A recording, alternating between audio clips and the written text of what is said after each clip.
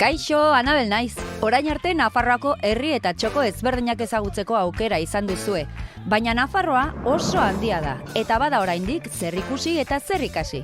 Zatuzte gurekin Nafarroairen 3. denboraldiak gozatzera. Goazen!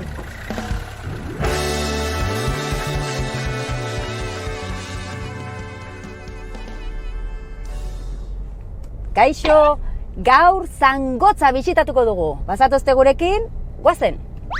Zangotza, Aragoi ibaiaren ibarrean dago, Leire eta Peña mendilerroetatik gertu. Zangotz herria eskualdeko hiriburua da. Gainera, Nafarroako erresumarentzat defentsa eta estrategia handiko tokia izan zen.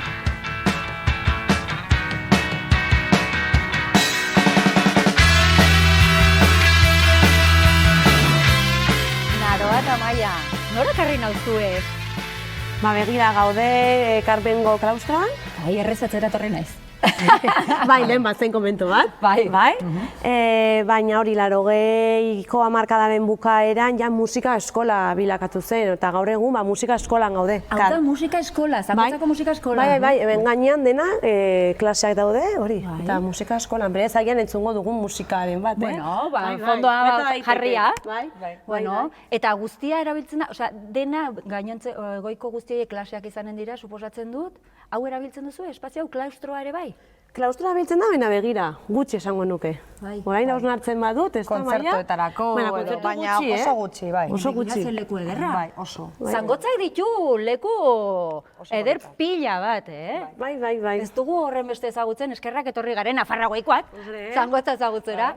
Bueno, beste gauza batek ere elkartu gaitu. Batetik, Biaizetara Euskara elkartean zaudete, bai? Baina Maia, zu ere Aekako arduraduna esan dezagun, ezta? Bai, hori da. Zangotzan. Bai. Euskalgintzako 2 arlo, Zangotza batean. Noiz sortu ziren? Biaizetara duela 19 urte sortu zela, berez hurrengo urtean 20 urte beteko ditugu, eta bueno, ari gara pentsatzen zer egin dezakegu, zerbait berezia. Zerbait handia, ezta? Bai, esatu nahi dugu, zerbait berezia. Urte borobila denez, bai. Urte borobila delako. Eta hori bai, oso 19 urte. 19 urte, zergatik sortzen da Euskara talde bat hemen Zangotzan? Bueno, hemen Zangotza badugu ikastola, badugu eskola, baina eredua euskaraz ikasteko aukera bakarra ikastola da. Eta, bueno, publikoan gaztelera dagoa eredua, baina, bueno, ikaskuntza ez da berdina, ez? Ereduan ikasteko ikastolara joan beharra daukazu. Eskualdean osoan gainera, Irunberriz gain, hori aukera bakarra da, ez? Hori, Irunberrik badu bere ikastola, gainontzeko herriek ez dute, eta bai duela 19 urte eta gaur egun esango nuke, ez da Maia, bueno, euskara gelitzen da ikastola barnean.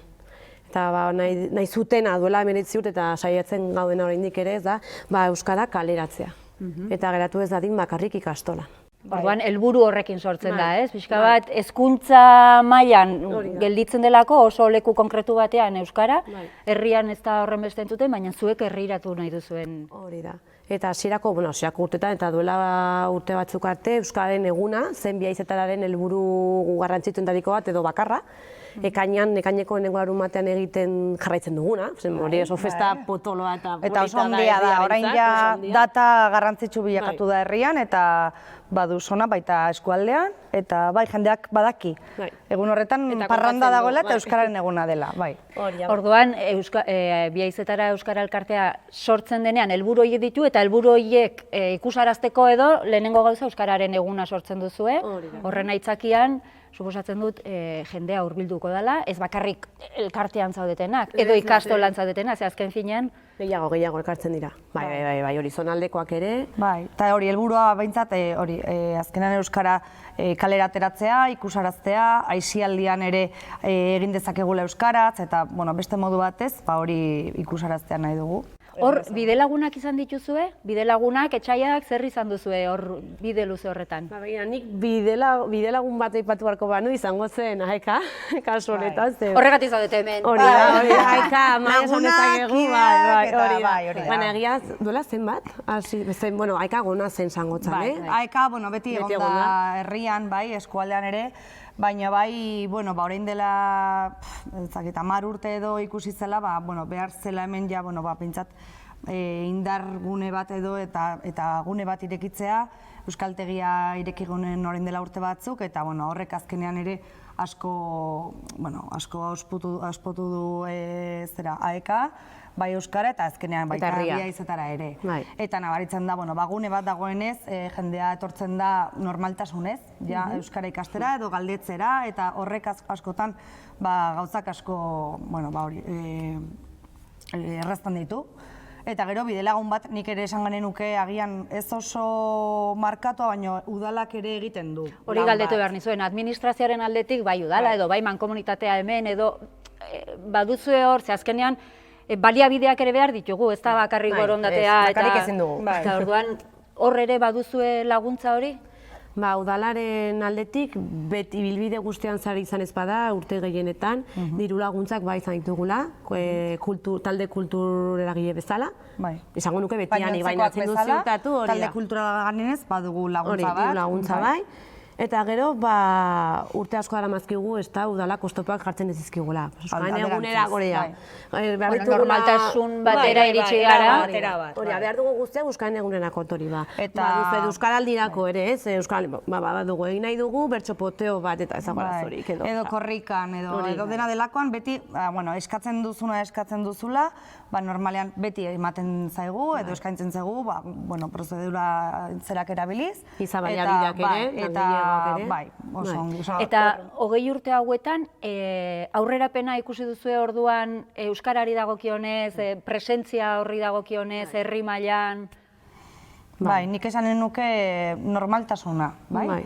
Igual orain dela, igual agian naroa edo txikiak zirenean eta oraindik, pixka bat, ez dakit ez, beste historia bat zegoen edo, baina bai gaur egun gauza oso normala dela, ez gure AEK-ara etortzen zaigu edonor, jubilatuak, edo eskolako gurasoak, edo ikastolakoak, edonor etortzen da, gazteak, eta orduan hori normaltasuna. Ez da ainarrotza euskara, eta orduan gertutasun hori ere adierazten du jendeak, eta ikasi nahi hori. Eta ikusten da, euskaren egun batean, etortzen zaigu latxoznara edonor, eta ez dagoela lehengo, ez dakit, hori. Beste jarrera badago, beste lagun jarrera bat. Horten adibidez, kriston arrakasta izan genuen Euskaren egunarekin.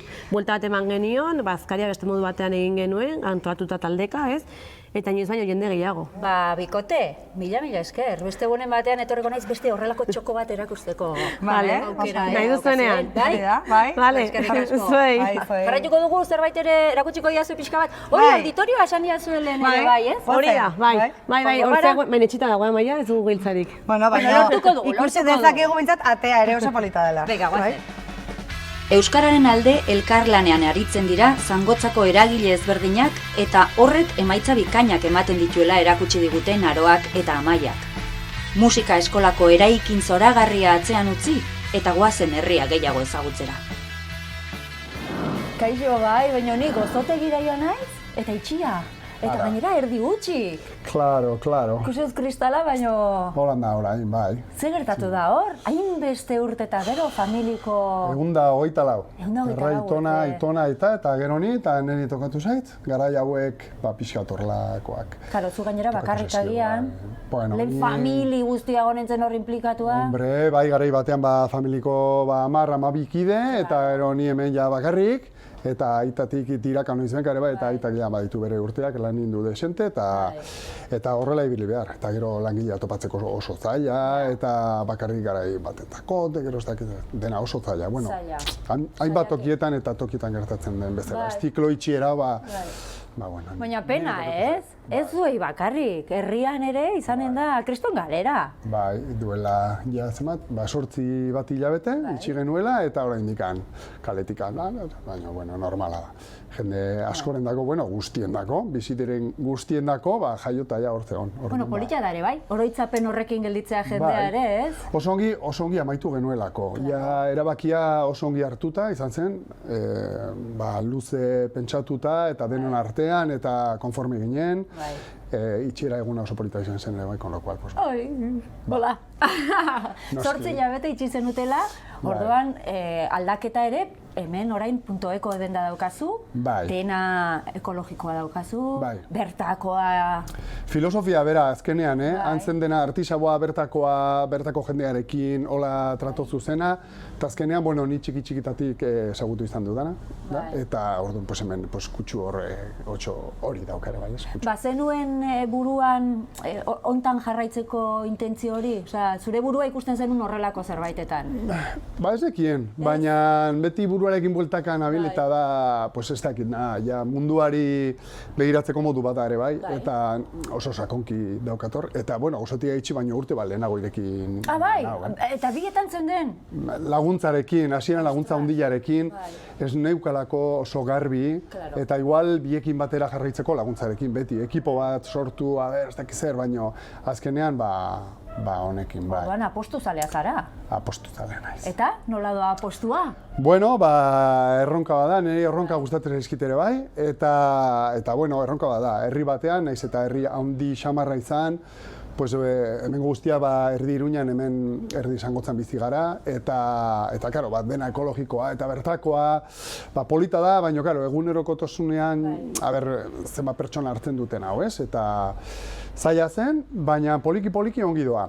Oraindik falta dira hilabete batzuk, helburua lortu da edo jakiteko, eta... Ezagutza ere faltako da, ez? Azkenean ekologikoa eta beti jateko, beti elikagai bezala asoziatzen dugu, baina gauza asko dago ekologikoan, gure egunerokoan erabil dezakeguna, ez? Ekologiko hitza dago ja oso erabilia eta gehieno ez dakigu zehazki zer esan nahi duan, ez? Igual bertan ekoizten dena, igual ez da ekologikoa sigilloa ez dauka, baina bertakoa da, horrek balioa dauka ere, bai. Badakit mila historietan zabiltzala, dantzari ere bazarela, ezta? Bai, hori ere, familitik, ez pentsa, nire aita izan zen bertako taldearen sortzailea, orduan dantzaria ni, arreba, ama, izeba, osaba... Orduan zuek horrelakoak izatea, errudunak dira aurrekoak. Karo. Bai. Karo, errudunak eta besteare bai, zorion tasunaren... Bai, ez? Eskerra ere eman behar diegu orduan beraiei. Eta beste gauza batzuen artean ere ibili zinen, ez dakit gaur egun ere bazabiltzan, esako urtegian egiten ari diren ez dakit nola deitu, makroproiektua, mega makro... Bai, nola dago orain kontu hori? Ez dakit oso gainean zauden, edo ez? Bai, nik esango nuke, sinisten duela ez dutela inoiz ur gehiagorekin beteko.